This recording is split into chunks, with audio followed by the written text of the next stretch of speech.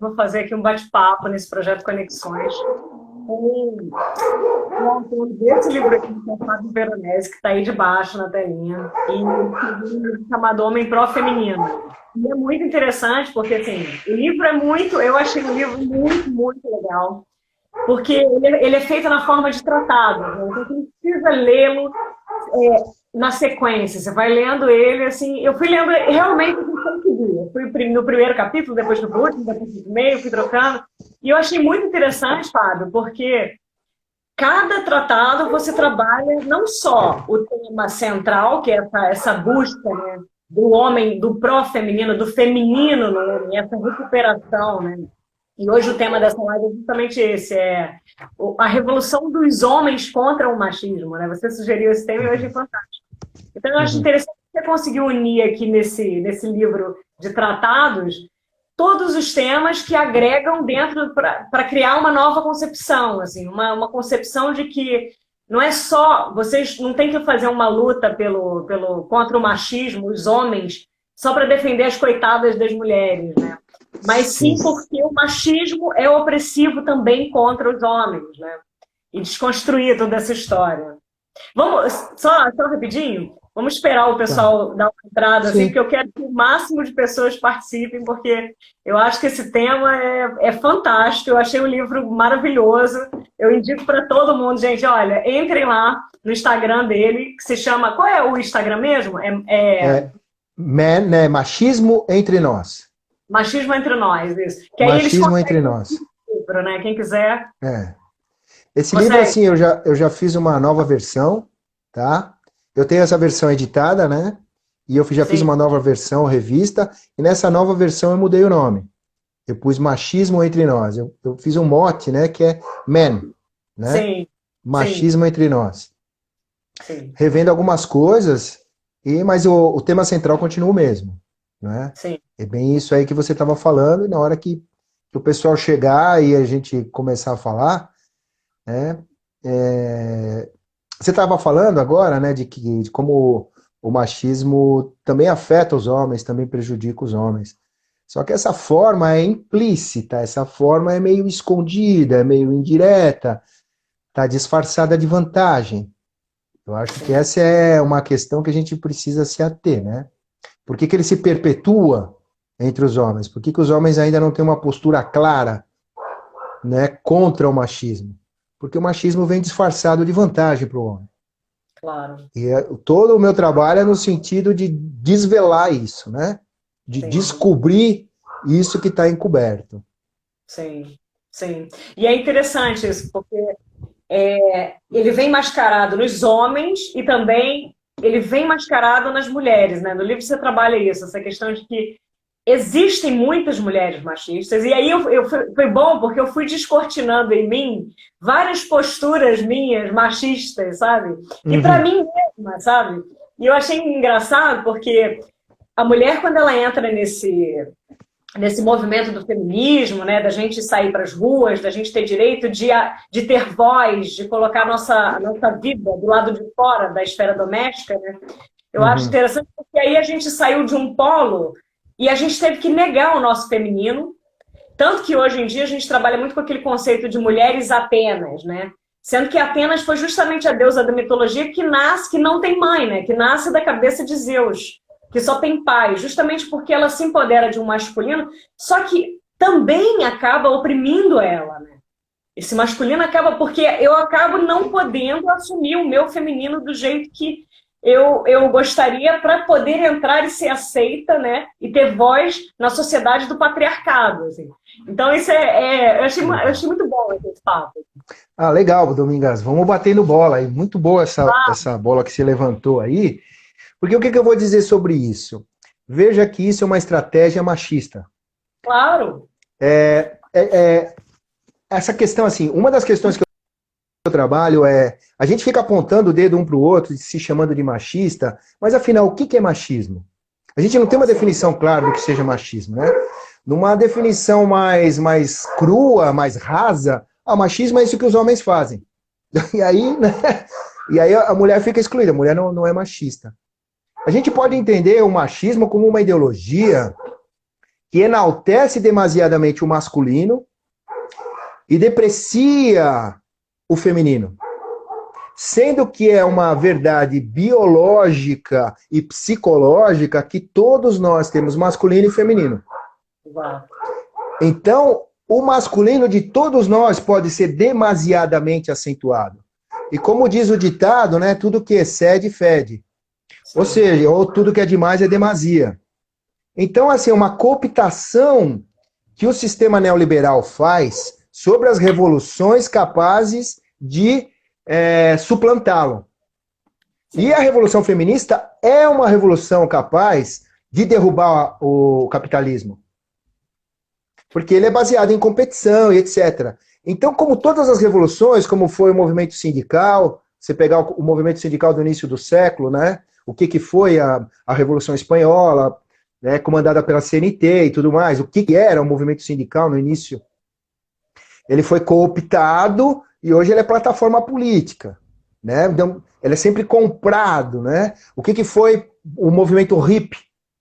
O que foi o movimento hippie, né? Também, hoje em dia, o que é ser hippie? Ser hippie é uma das formas de se vestir, é um estilo, né? Sim.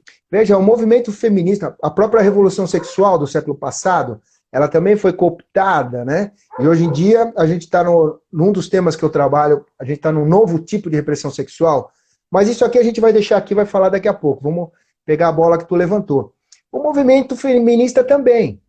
Veja, sobre a solicitação justa de luta pelos mesmos direitos, de alguma forma, o neoliberalismo está dando para as mulheres o mesmo direito de ser macho. Exato.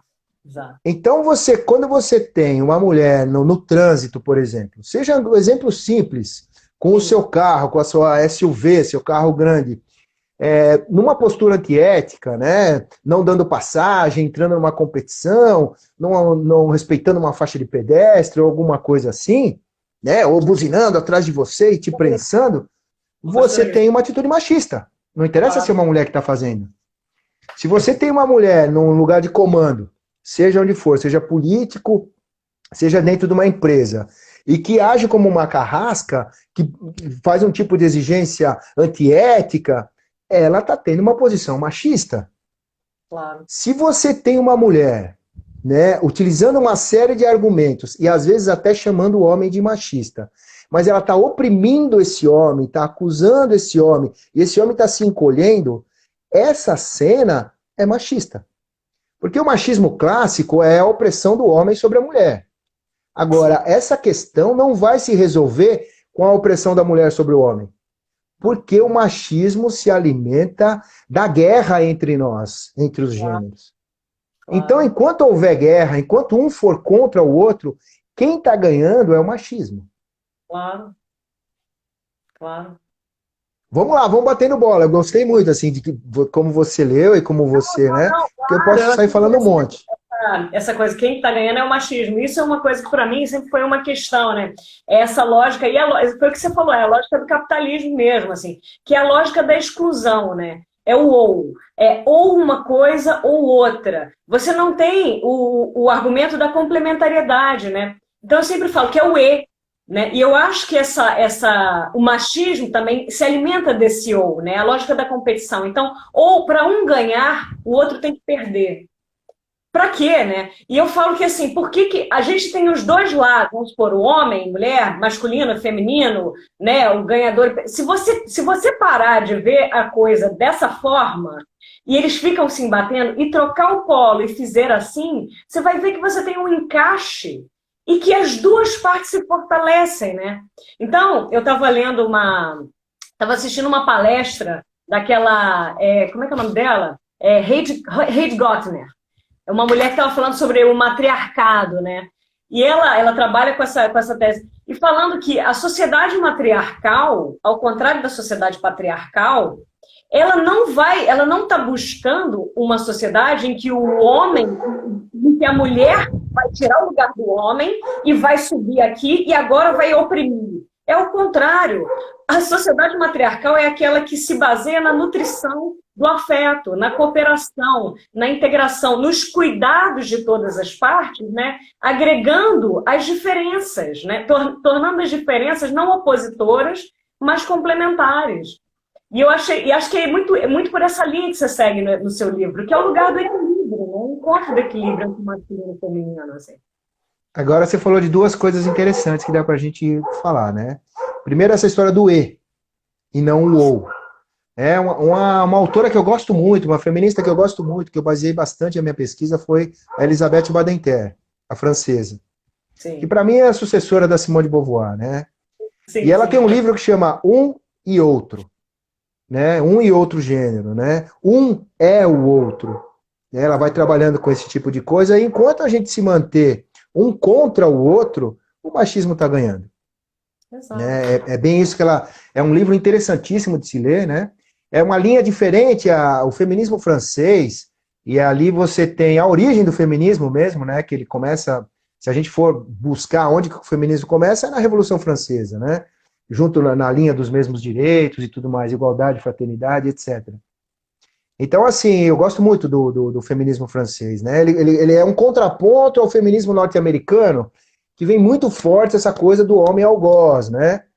Tanto que tem uma coisa clássica que se diz, assim, que quando chegou a onda de processos, né, dos Estados Unidos, quando ela veio para a Europa, né, chegou na França, de que processa o homem, a mulher processa o homem, a Elizabeth Badinter foi chamada no Ministério da Justiça, né, para conversar sobre isso, sobre esse tema, né? Ela como autoridade, ela disse, olha, aqui na França, a gente, claro que a gente vai processar sim, mas só quando houver nível hierárquico diferente. Porque quando o nível hierárquico for o mesmo, o que cabe é um belo tapa na cara. Se a mulher foi assediada e não gostou, até ela dar um processo e dar essa volta, sabe? Dá-lhe um tapa na cara. É claro, é uma metáfora, mas dá-lhe um Claro, corte. Isso claro, claro. empodera a mulher, isso é empoderar a mulher. Não se colocar como vítima e sempre como vítima, né? É claro, se você tem aqui alguém que está decidindo tua vaga, se é o diretor do cinema que está escolhendo a atriz, se você tem o seu chefe, assim, cabe um processo, claro, né? Mas se você aqui tem um colega de trabalho, não, o que cabe é enquadrar esse cara e se colocar, né? A Elizabeth Badinter, ela trabalha muito esse lado, né? Um e outro. Outro ponto que você trouxe assim, são as sociedades matriarcais.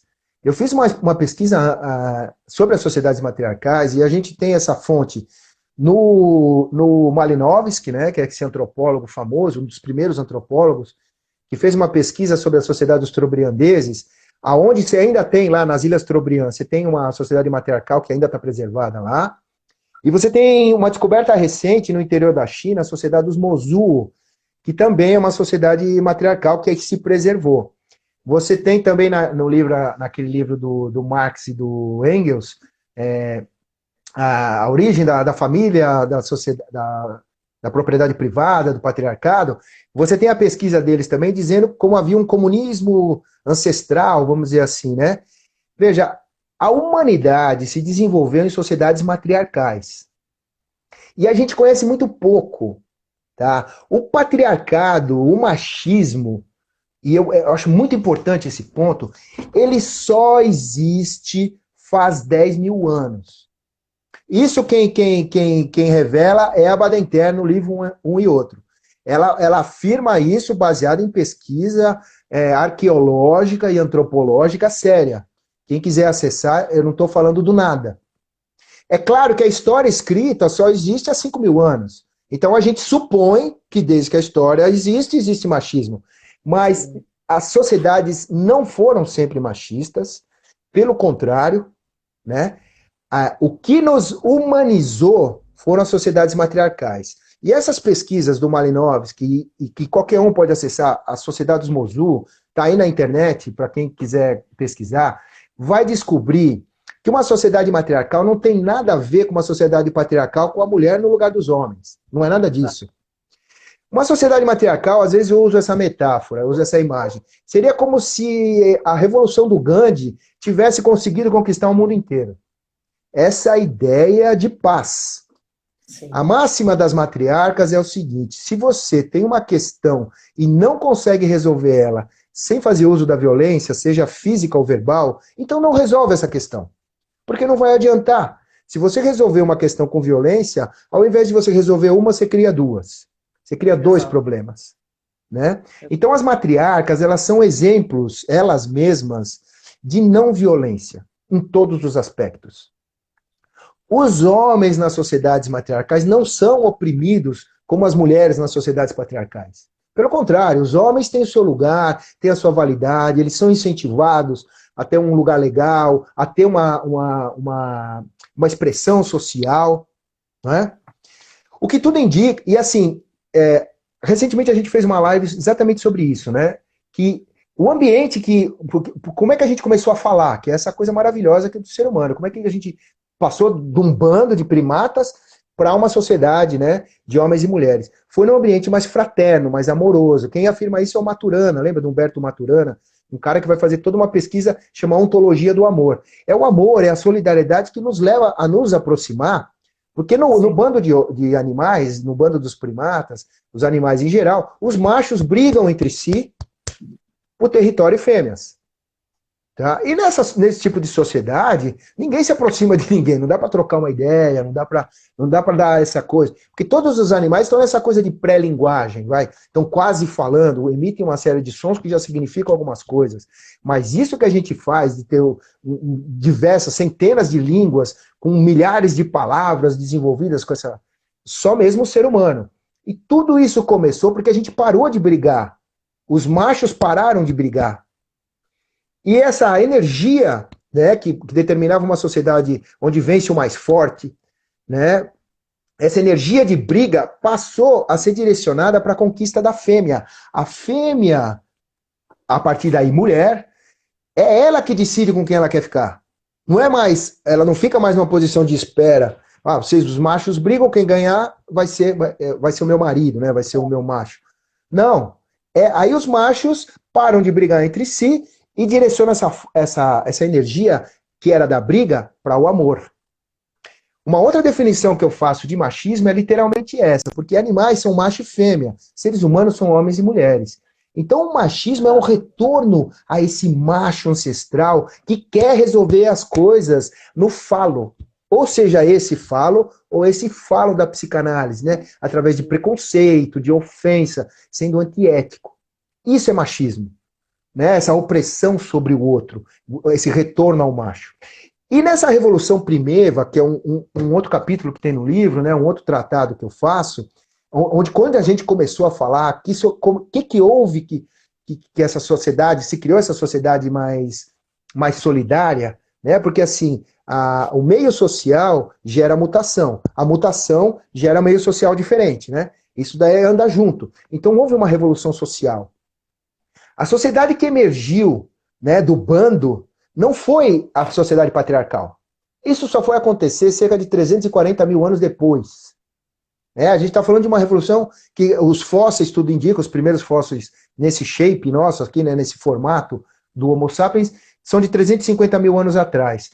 A sociedade que emergiu foram as sociedades matriarcais, né, onde você tem, assim, as pesquisas mostram, uma sociedade matriarcal você não tem pedofilia, você não tem tara, você não tem neurose, você não tem asilo, você não tem uma série de mazelas das nossas sociedades patriarcais. Porque o que elas têm? Primeiro, elas não têm repressão sexual. Elas não têm repressão à expressão natural das crianças. Isso você encontra em algumas sociedades indígenas também.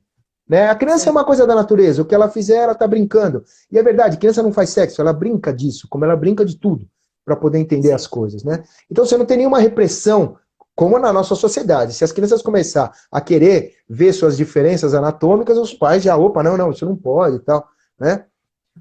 Sim. E claro, a gente aqui não está fazendo uma fala contra isso, né? Seria difícil, porque o que você tem na sociedade matriarcal é que todas as crianças sendo criadas assim, tudo bem. Agora, se só o meu filho não criar assim, ele não vai ter onde conviver nesse mundo. Então, nas nossas sociedades a coisa está por aí. Mas é perceber que caminha no sentido de menor repressão sexual uma sociedade menos neurótica. Quem vai trabalhar essas questões também é o William Reich, né? Ele também vai falar sobre tudo isso naquele livro A Revolução Sexual, né? Então, na sociedade matriarcal, você não tem repressão sexual e tem essa ideologia de não violência. ela é muito interessante, em vários aspectos ela é diferente, assim. Não existe a figura marido e mulher, porque o bem maior é o amor. E é interessante como os casais tendem naturalmente a fidelidade, desde que estejam preservando o amor, É né? claro. A base da sociedade são os clãs e não a família, ou seja, não é o casal que é a base da célula social. O clã, são mais pessoas reunidas na mesma casa, eles são todos parentes consanguíneos da mesma trisavó, né? Sim. Então mora na casa, quem cria os filhos da mulher são os seus irmãos. Então a principal figura paterna na vida das crianças é o tio. E o tio ele também sofre, ele também é vetado pelo tabu do incesto em se relacionar com a mãe. Então, nas sociedades matriarcais, não tem o famoso complexo de Édipo. Sim. O Reich vai pegar as pesquisas do Malinowski e trabalhar sobre essa questão fundamental. Você não tem o complexo de Édipo. É claro, os pais também visitam os filhos, também podem visitar. Os homens participam muito da criação das crianças, né? Tanto o cara visita os filhos, quanto ele cria os sobrinhos na própria casa, no clã dele, né? Não é que os homens são alienados da criação das crianças, pelo contrário, eles participam bastante. Mas a principal figura, sendo o tio, ele também é vetado da relação sexual com a mãe. Na nossa sociedade, cuja base é o casal, né, da família patriarcal, há uma competição entre os filhos, seja homem, seja mulher, né, pela atenção com a mãe. Né, onde que a criança é vetada pelo tabu do incesto e o pai não. E isso cria tudo que o Freud chamou de complexo de Édipo. É muito interessante estudar as sociedades matriarcais, elas são uma referência. Como eu digo assim, não é retornar isso, porque não tem como retornar, mas perceber, né, no livro eu tenho um estudo profundo sobre isso, né, perceber principalmente como eles são felizes, como eles amam profundamente, como eles não tentaram a pedofilia, nada das nossas mazelas. Claro, total. Eu me lembrei de um que você tá falando. No livro, cara, você fala tanta coisa que é até difícil se lembrar, mas teve um caso que eu achei interessante, que foi dessa coisa dos homens, né, não poderem se expressar. Esse é um dos pontos que o machismo mais oprime o homem. E eu vejo isso dentro das terapias aqui. Trabalhando como terapeuta, eu vejo que antes o meu público era muito mulher. Agora, cada vez mais, eu acho que está ficando desmistificado, né? Porque o homem não precisa mais ser o cara pausudo, que tem a força e nunca cai, nunca nada, né? Que não passa por crises e tal. Então, cada vez mais eu estou sendo procurada por homens. E você vai vendo que conforme você vai trabalhando com eles, eles vão desconstruindo essa coisa, essa concepção muito machista de que eles precisam ser completamente duros, engessados, e não podem se expressar, e não podem cair, e não podem chorar, e não podem ser falhos, né? Tem que ser sempre muito fálicos, né? E aí eu me lembro de um trecho que você trouxe, de uma situação em que um pai foi agredido, né, numa festa, porque ele estava abraçado com um cara, trocando a festa, que era o filho. E aí os caras não sabiam, agrediram o pai, morderam a orelha do senhor. E você vê o que uma sociedade machista, né, constrói, assim, num lugar de afeto, num lugar de expressão. Os pais não podem nem ser expressivos com os filhos, no sentido de amorosos, né? Isso é tão castrador para o homem, isso é tão... É muito frustrante para um homem, né? Não poder sofrer as dores dele ao longo do dia, né? Isso assim, legal esse tema aí que você traz, né? Você fala de várias coisas. Primeiro isso, né, da nossa agenda está sendo cada vez mais ocupada por homens, ainda bem, né? Ainda bem. E também, além disso, do movimento de vários grupos de homens se formando para conversar entre si, se abrir, falar das suas emoções. E eu tenho participado de alguns grupos desses, e o que eu constato é que, assim, isso tem evitado uma série de violências, uma série de feminicídios, uma série de estupidez que os homens fazem quando estão em crise emocional. Tá? Porque o machismo, ele não te ajuda numa crise emocional. Se você for atrás dos dogmas machistas, A crise emocional do homem se resolve enchendo a cara, arrumando uma briga ou pegando outra mulher. Exato. Né? Isso daí não resolve, né? Não, é falar. O que não é, a gente não tem esse lugar exato. Ah, suas emoções estão contidas. Quais emoções? Isso não é uma coisa exata. Você precisa criar um campo de abertura para a pessoa sair falando e daí vamos ver o que vem, né? Precisa ter esse lugar.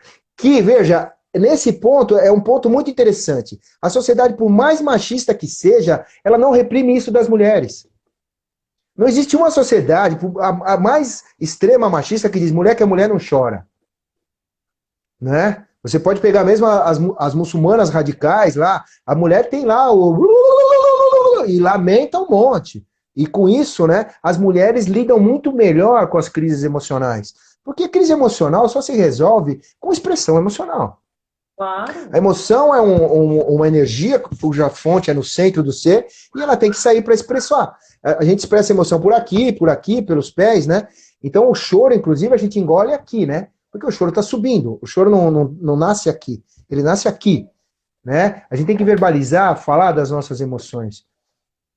E o homem tem dificuldade até de perceber isso aí. Então ele precisa de um ambiente, precisa de momentos terapêuticos onde se criou um clima, onde ele começa a falar e ele mesmo ouvir o que vem. Né? O que vem, não é tipo, vamos lá, relaxa, porra. Quer dizer, tem que falar.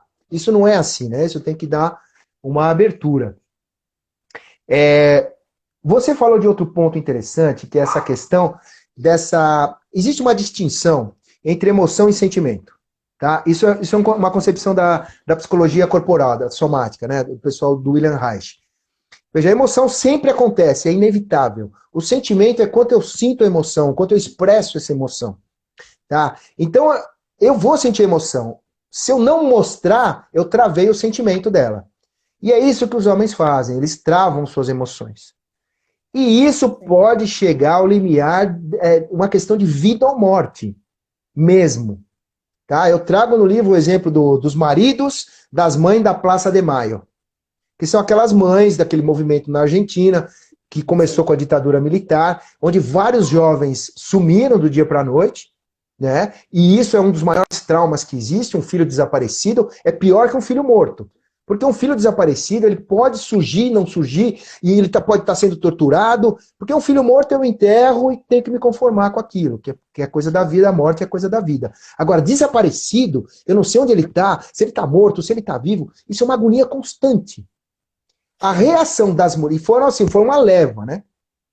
A reação das mulheres foi ir para as ruas com cartazes, meu filho desapareceu, com foto, foi gritar, foi chorar, elas se uniram, né, elas se encontraram nessa Plaza de Maio, se uniram, começaram uma revolução tão grande que eu vi uma entrevista da Hebe de Bonafini, que é a líder, numa revista aqui do Brasil, a Caros Amigos, e em dado momento, ela estava contando de toda essa revolução que elas fizeram, e elas ganharam expressão mundial. É só pesquisar no Google que você vai saber quem são as mães da Plaza de Maio.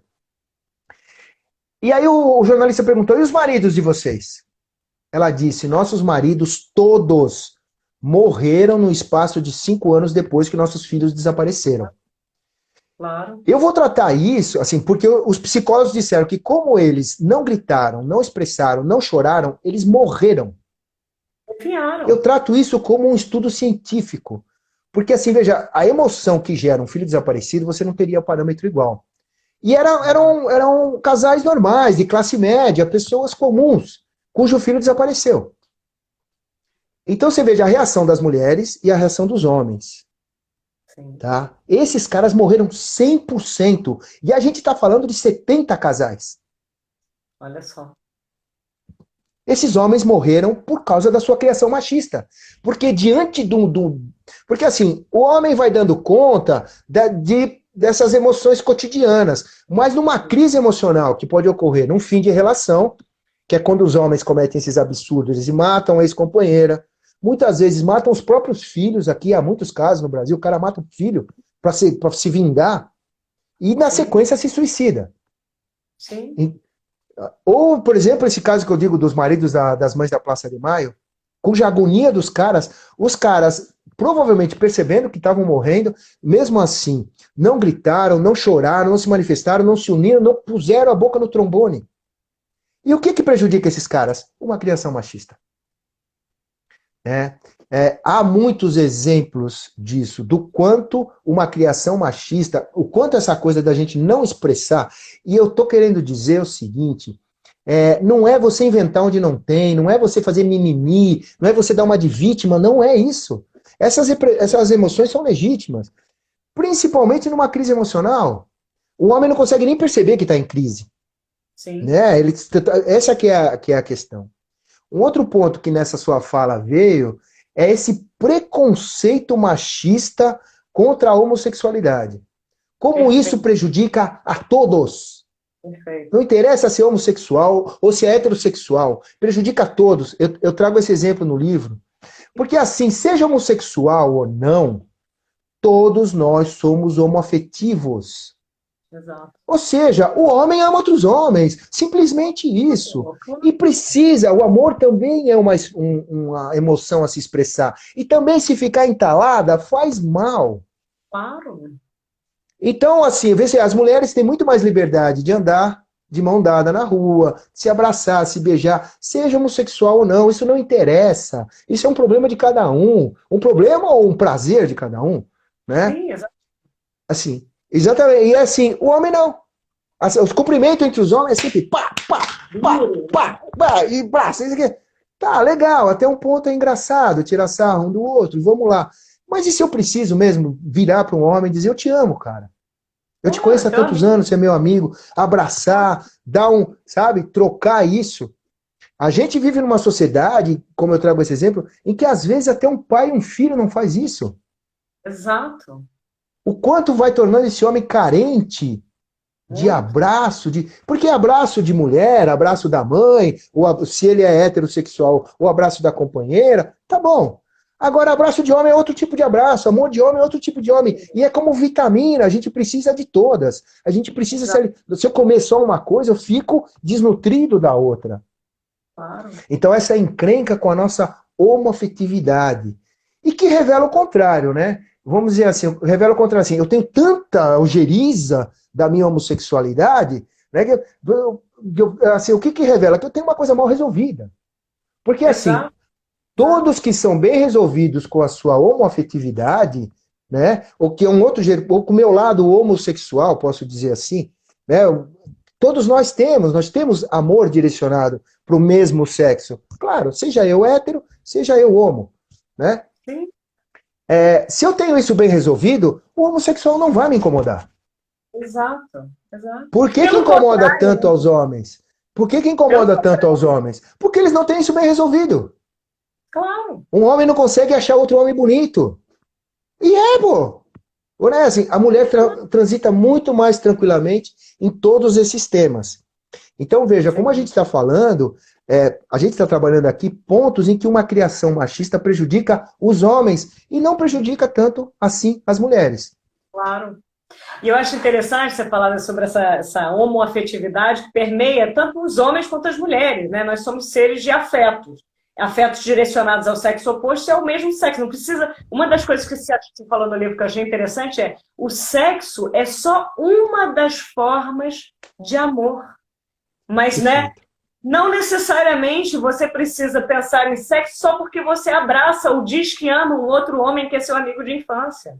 Né? Isso não vai te diminuir, pelo contrário, né? Isso só vai te unir. E aí eu fiquei pensando dentro da própria homossexualidade, assim, que eu sou gay e eu tenho muitos amigos gays, e é muito interessante você ver como é que o machismo também está dentro da cabeça do homem gay, no sentido de se, tipo, não, eu não posso admitir que eu sou o passivo da relação. Ou então, não, eu tenho que ser o gay que tem que estar lá todo bofão, que ninguém vai perceber que eu sou gay. Então, assim, é uma coisa muito engraçada, porque você vê nitidamente como que o machismo não está só dentro da sociedade heterossexual. Ele também está dentro da homossexual. E está dentro, inclusive, das mulheres, assim, que ficam naquela também. Não, mas eu tenho que ter uma postura. Eu acho interessantíssima essa expressão que é, aí eu botei o pau na mesa. Eu falo, peraí, aí eu botei a vagina na mesa, entendeu?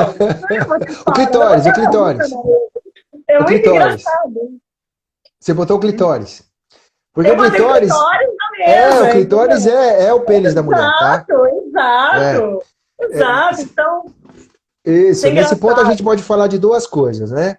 Primeiro, como todos somos bissexuados, tá?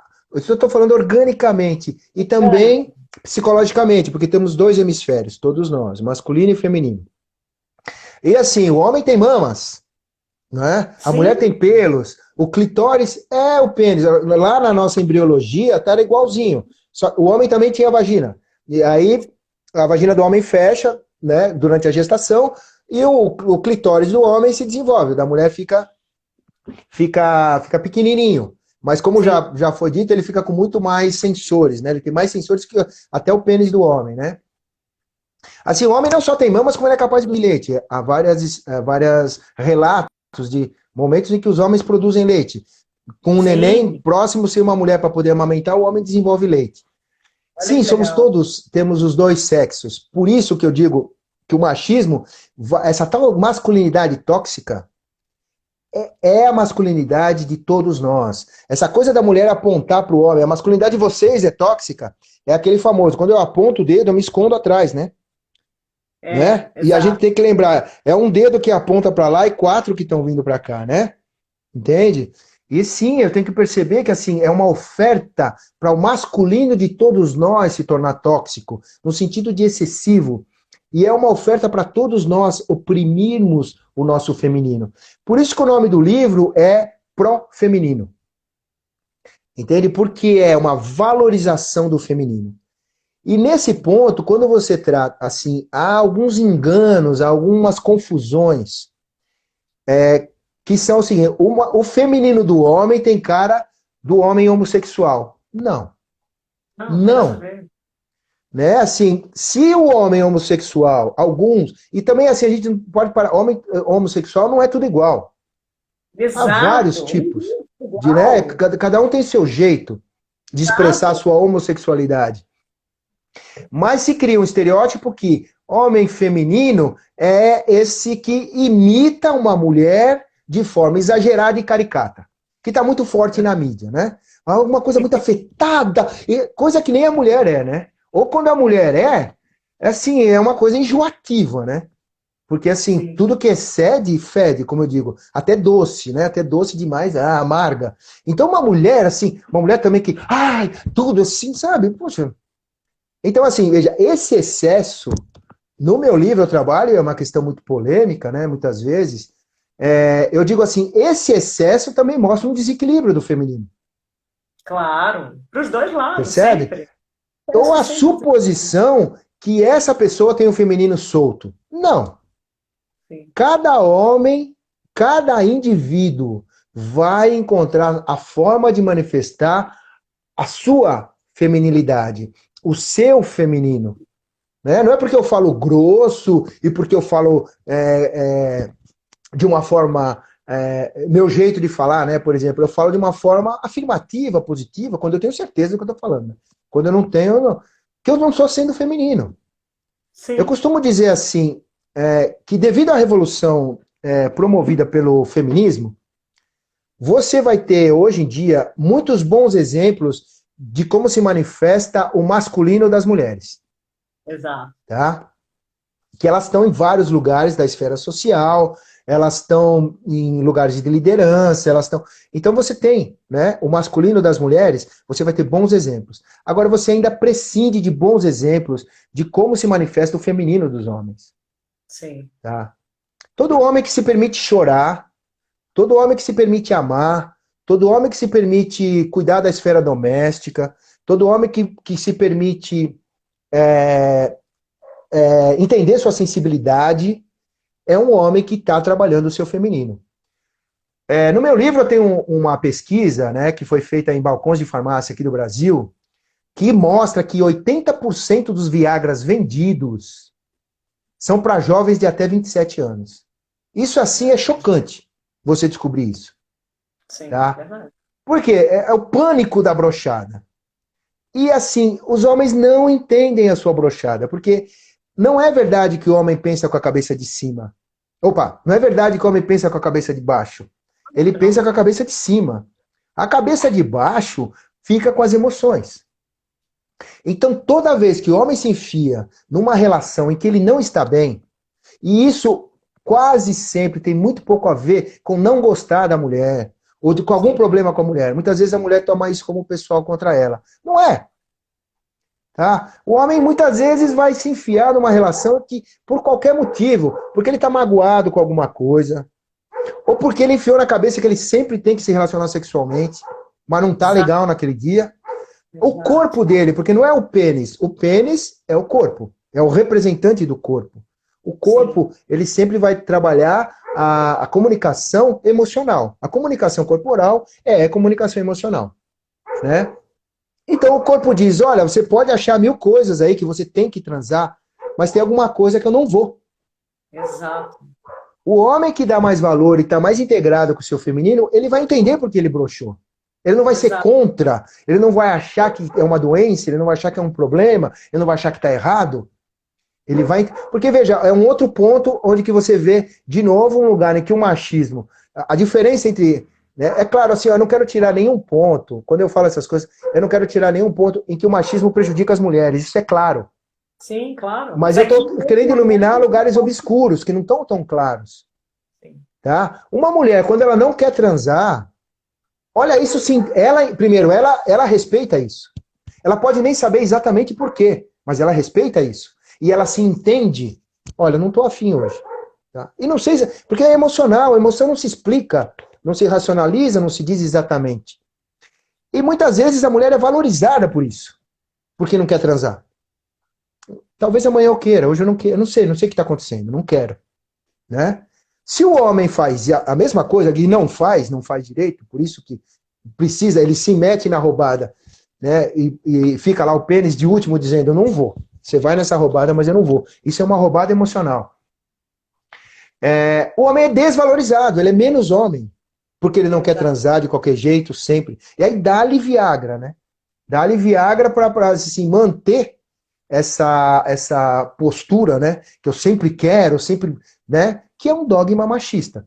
Você tem de novo aí alguma coisa em que as mulheres respeitam muito mais a sua emoção, respeitam muito mais o seu corpo do que os homens. Eu chego a chamar isso, né? Do homem que vai transar sem estar com vontade, ou muitas vezes do homem que estica uma relação e que não tá legal, tá? Eu chamo isso de autoestupro do homem, né? Porque o estupro do homem é mais raro.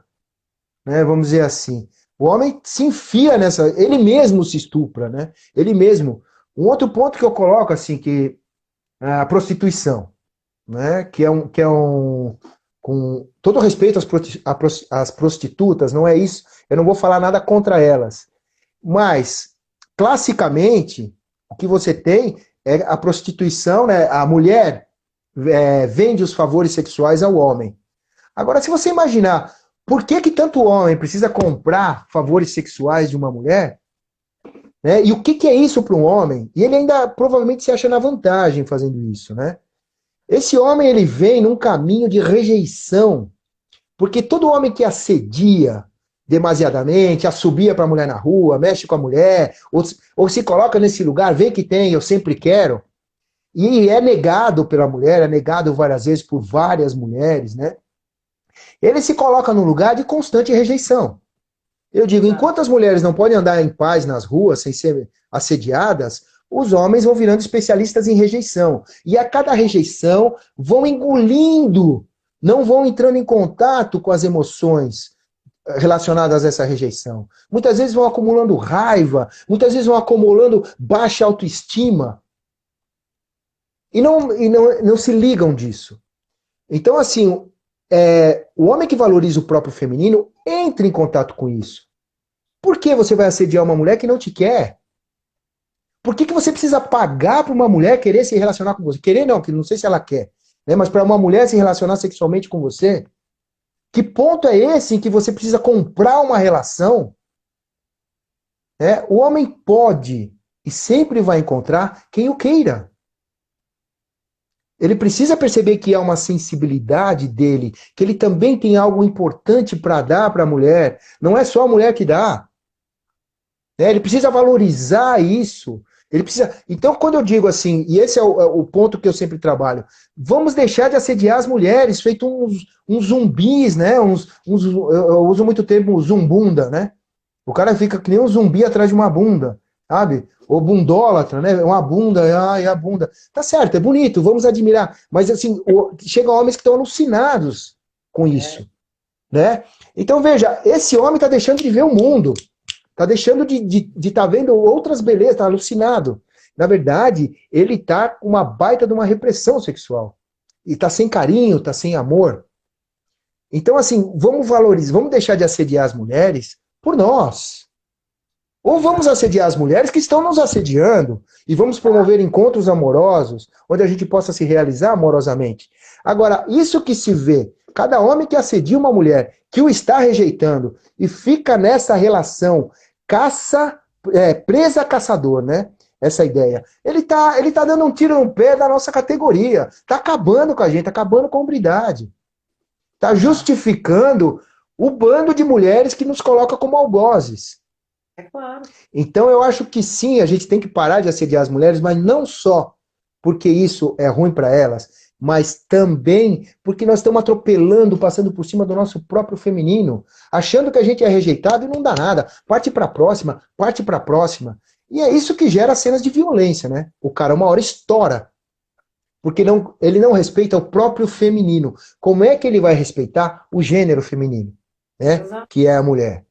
Veja, essas coisas estão associadas, né? A partir do momento que o homem começar a respeitar, preservar, cultivar, valorizar o próprio feminino, ele vai fazer o mesmo pela mulher, né? Exato. Tem duas coisas que eu queria que você comentasse, assim. Uma é quando você fala que o homem, ele tem acaba que ele transa, mas a capacidade orgástica dele de alcançar orgasmos é muito menor, porque como ele não consegue expressar o feminino no sentido de deixar as emoções e os sentimentos aflorarem para ele criar aquela conexão íntima, né? Fica um sexo muito maquinal ali, centrado, muito genital, né? Não é um sexo com o corpo, mas é o sexo com a genitália. E aí ele acaba se prejudicando no sentido de que ele tem um alcance muito menor de prazer do que realmente a mulher que transa com o corpo, né? E outra coisa que eu também penso é que eu vejo assim, muitas mulheres assim, que me vêm até mim, amigas, pacientes, não sei o quê, as reclamações são sempre assim, o cara tem às vezes ejaculação precoce, ou o cara tem... Mas o cara não vai tratar dessas coisas porque ele não quer admitir, não é nem para o médico, é para ele mesmo, que ele tem uma questão a ser resolvida. E aí ele não resolve, e aí ele depois não entende por que a mulher trai, ou por que a mulher fica completamente frustrada dentro da relação, porque a mulher, quando vai falar com ele, ele ignora, se fecha, não, isso não é um problema meu. Isso não...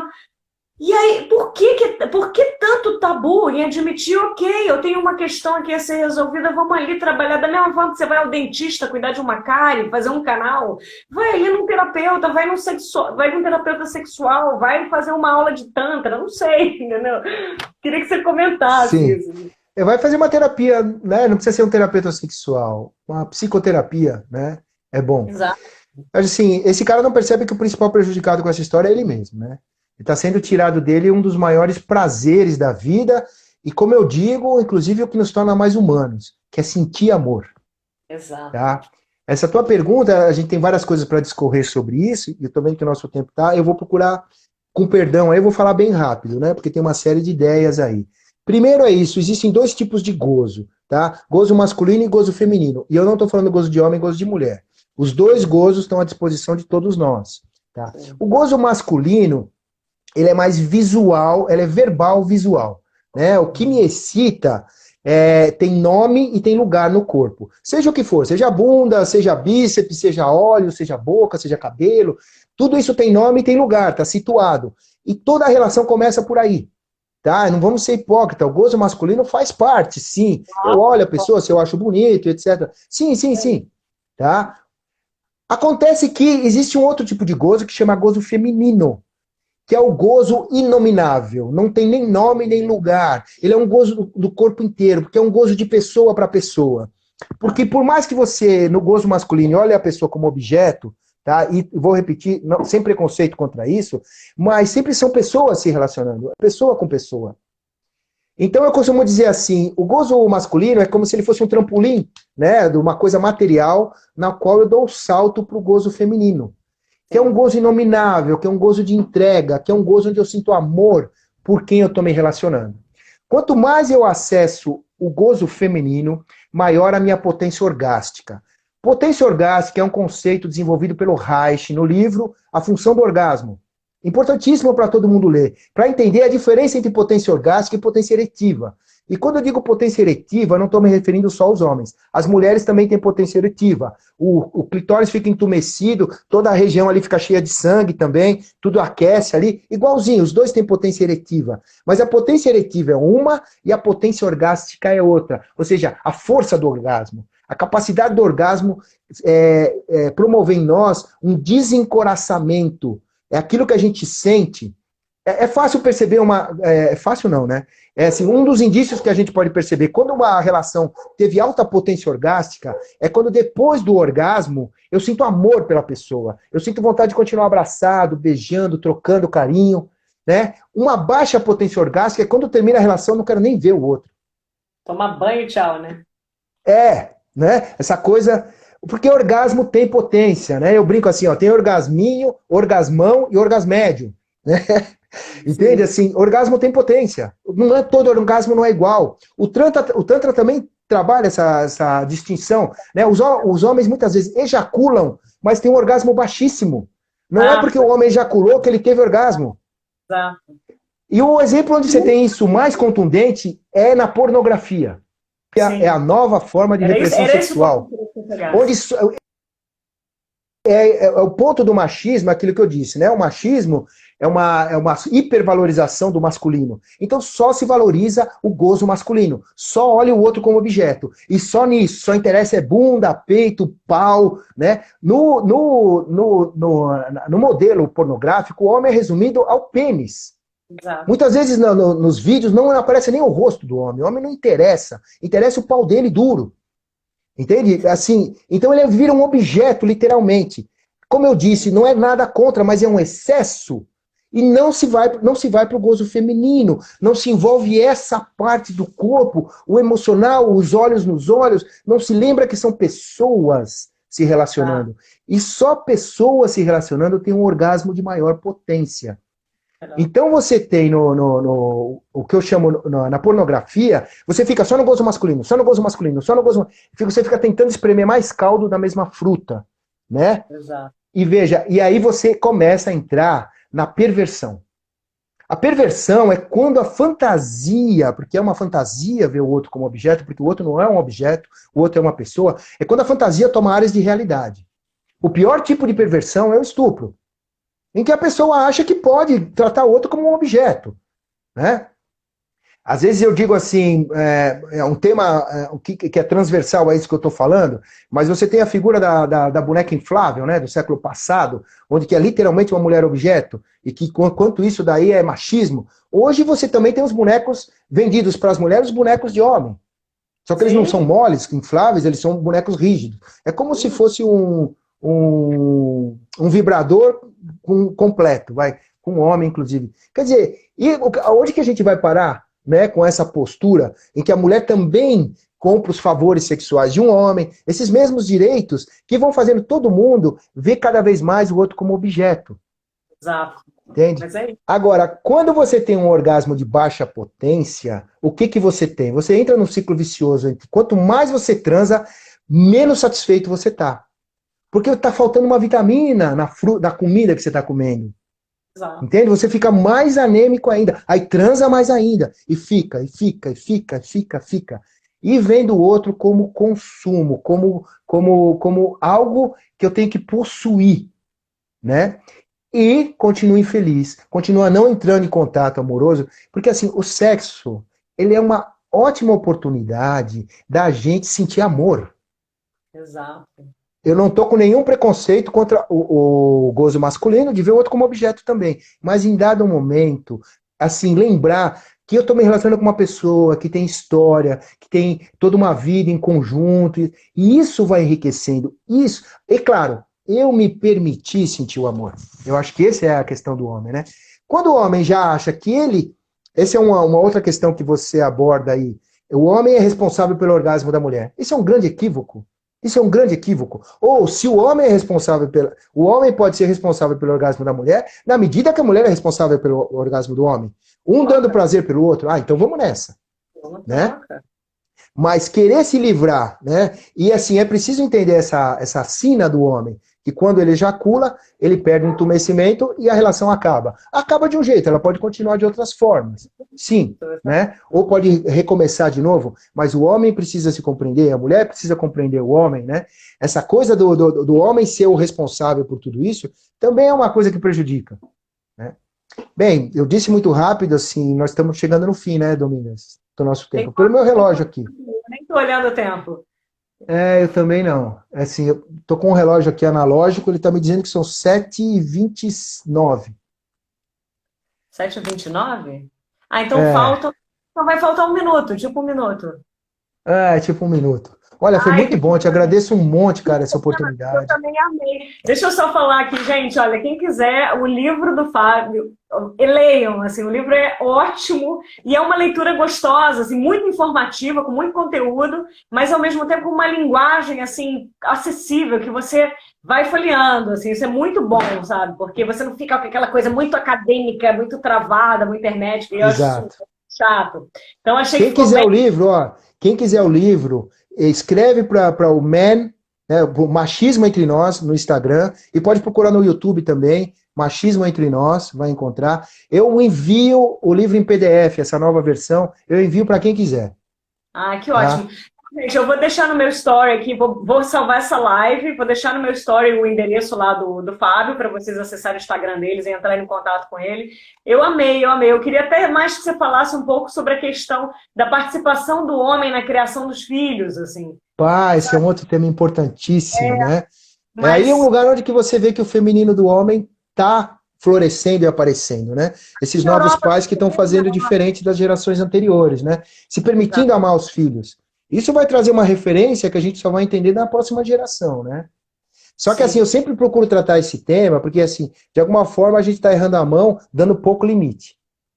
A gente vem de umas gerações anteriores que batiam, davam limite demasiado, mas também falta de limite também é prejudicial. Total. Né? A gente pode fazer uma outra live sobre isso. Né? Para falar de limites, tá? Porque eu li o capítulo em que você falava dos filhos, eu fiquei, gente, minha mãe faltou limite. Foi isso.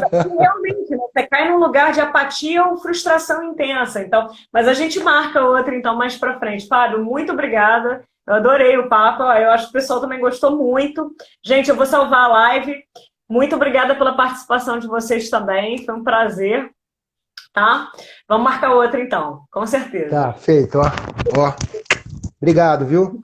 Obrigado tchau, a todo mundo que assistiu aí. Obrigado, Domingas. Então Beijo. tá. Beijo. Tchau, tchau. Tchau.